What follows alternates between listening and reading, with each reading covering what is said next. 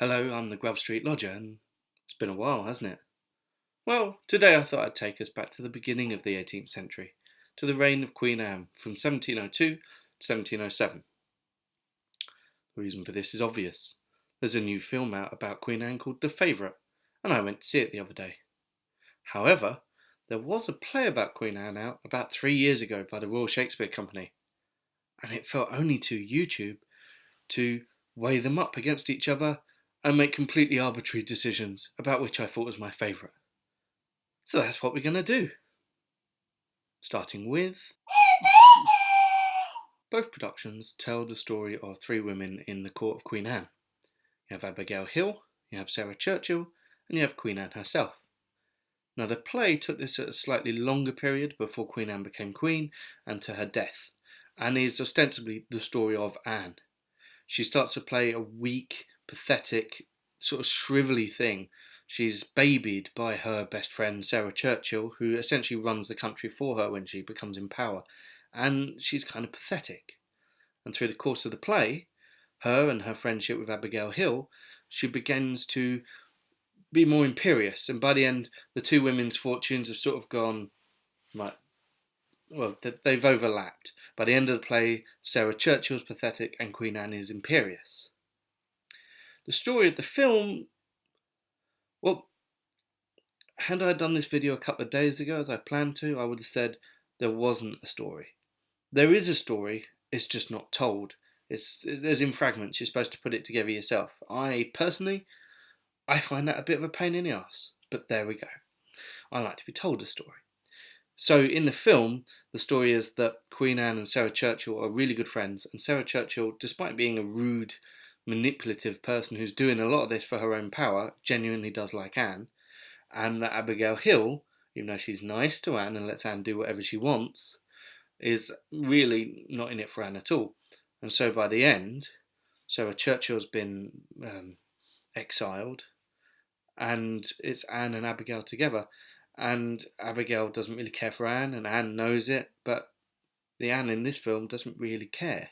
She's kind of like spiritually, she's a baby. She's just shriveled up inside, and she doesn't grow. And so if I was going to say which story I prefer, I definitely preferred the Royal Shakespeare Company story, because, well, one, it was told rather than just implied, and two, it was just a lot happier. The acting in both productions are fantastic, and I can completely see why The Favourite is up for so many acting awards. Olivia Colman plays her Queen Anne pretty much the same throughout. As I said, she's a sort of shriveled human embryo baby of a person. She's undergone so much pain and so much heartache that she's essentially just shriveled down to herself. She has no control. She just lives for small pleasures and sexual pleasures. The film is very sexual. And she doesn't really grow. She just gets smaller and smaller and more petty. The interesting characters in the film, The Favourite, are Sarah Churchill and Abigail Hill.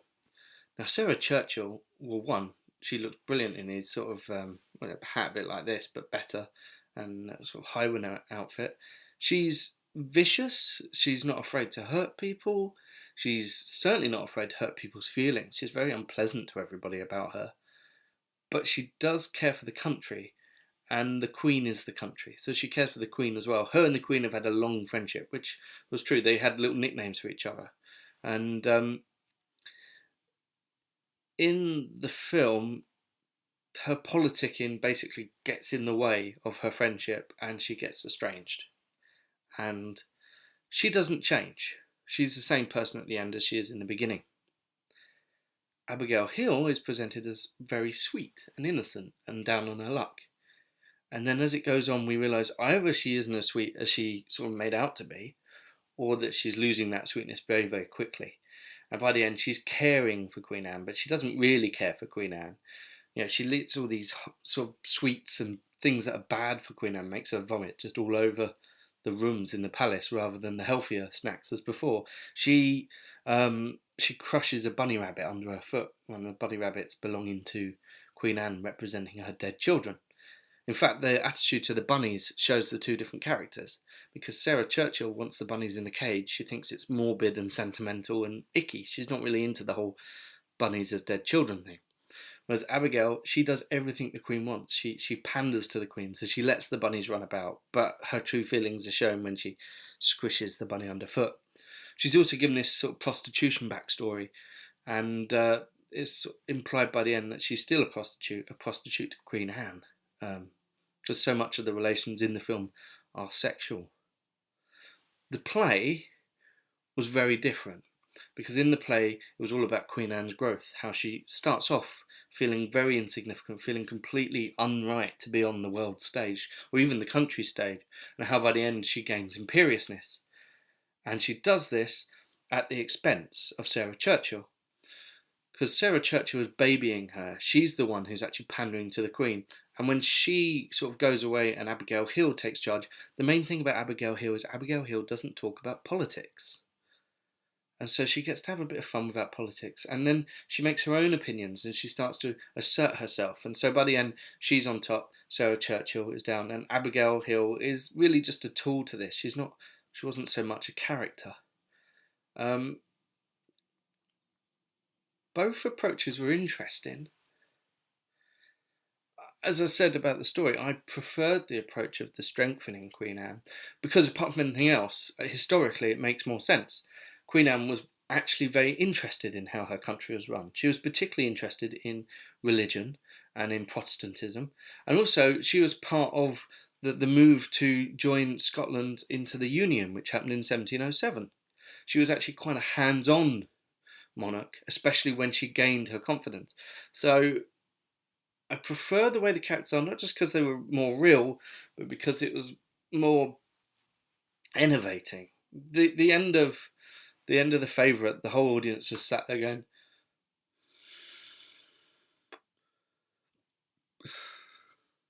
well, it's the end of Queen Anne.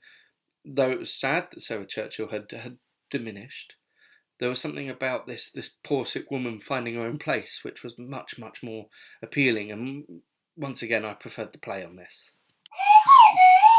If we're talking style, the film has to win. The play was, the costumes were nice.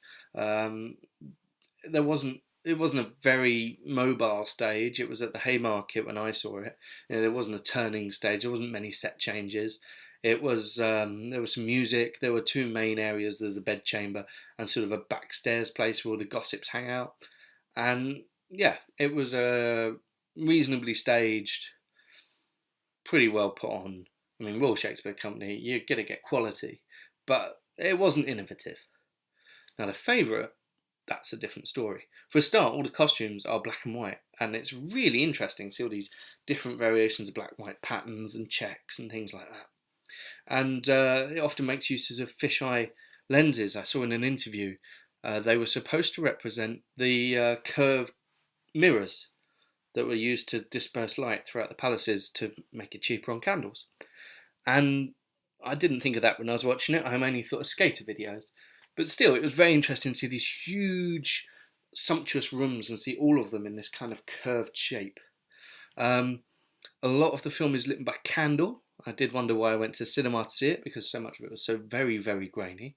But at the same time, the candles, the way they light the people's faces, I was going to do this in candlelight, but the grain is enough as it is already. Can you imagine if I had a candle as well? But there was a lot of candlelight, lots of interesting shadows. I mean, the costumes were gorgeous. Rachel Weisz as Sarah Churchill particularly just looked really sort of good in those form-fitting highwayman clothes. Queen Anne was all sort of baggy and sloppy for most of it, except for when she had to gussy herself up to go and do Queen things. And it was a much more sumptuous looking thing.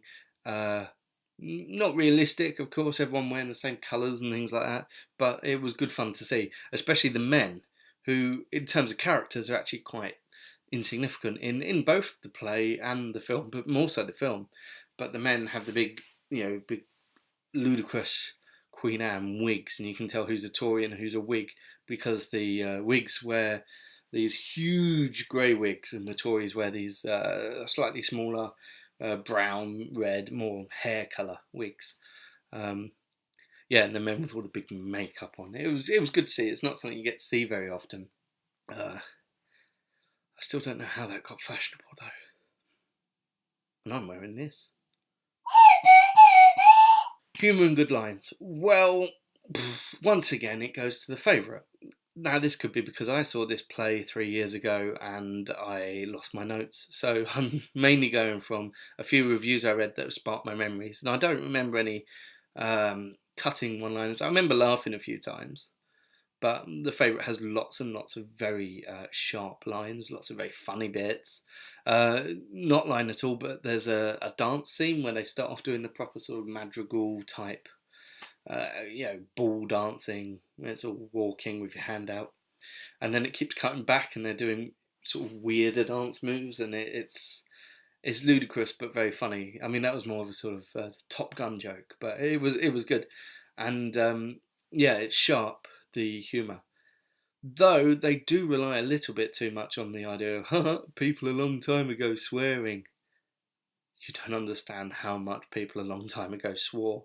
If you've read some of the contemporary books from the time, like Ned Ward's Ned Ward. Oh, how have I forgotten the name of that book? The London Spy. There it is, Ned Ward's London Spy. There's a chapter about how Thames bargemen have a sort of tradition of yelling abuse and shit at each other. And saying the odd C word is really not that impressive compared to what they could do then. So that seemed a bit, she said that again. But generally, yeah, the favourite was funnier. I mean, overall impressions, I went out of the Queen Anne play thinking that was a very good play. I very much enjoyed it. And then mostly promptly forgot about it until the film came out. It was good and that was it. The film, well, I was really excited to go and see it. I liked the trailers. I went, sat myself in there. It started. I laughed. I was sad. Then I began to think, well, when's it really going to start? There's not really much story going on. And then I thought, oh, something's going to happen now. And then the screen went black. And I looked around me and everyone looked kind of glum and confused. It's not a well-told story. However, thinking back now, putting it together, putting the pieces together, I'd like to see it again because it keeps coming back to me. And I wouldn't have made this video otherwise, actually. I would have got off and done something else because, well, doing something else is usually more fun. So, I do recommend going to see it, but I recommend going to see Mary Poppins more because Mary Poppins was great fun. You should go see that. As a final note, Abigail Hill becomes Abigail Masham, and she is the Masham of Mistress Masham's Repose, which is a brilliant book, which I reviewed on my blog a very long time ago now, in which a host of Lilliputians are living on this tiny little island called Mistress Masham's Repose. Just saying. You should actually not see any of the films or plays, just go read that book instead. It's great.